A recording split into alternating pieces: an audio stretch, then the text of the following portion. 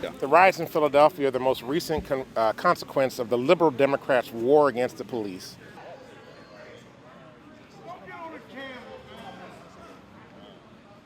In America, we resolve conflicts through the courts and the justice system. We can never allow mob rule. I'm deeply upset about the fact that the Trump administration has come down in a very clear way saying that they stand with the police without getting information. They have not lifted up the family that's grieving at this particular moment in time, and not owned how the federal government, including the Trump administration, is responsible for a failure to support programs in cities like Philadelphia that will provide mental health services instead of trying to provide more money for policing that's causing problems in communities, not helping.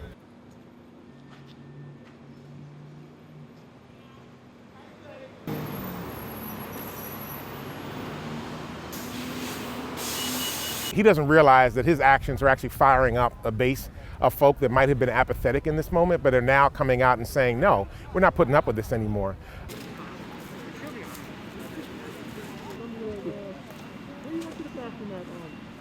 I think more information and more knowledge is making people vote, and the resources that they don't have is making people do better because they expect us not to vote.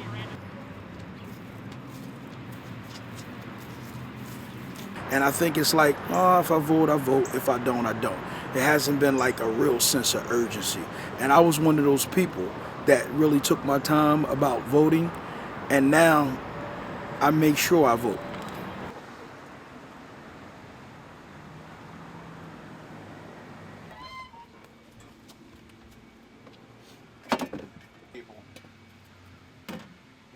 I've been a Republican. I supported all the Republicans. I'm just sick and tired of Trump.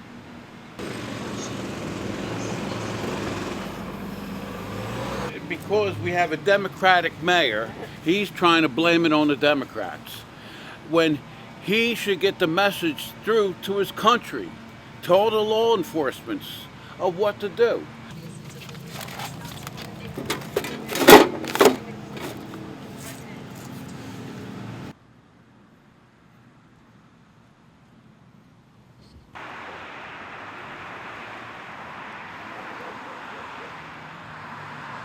I voted Democrat for almost 28 years. I voted Republican 3.5 years ago. Well, a lot of the media did, so. I said to my wife, I hope we get 10 years before what happens in the city starts happening out here.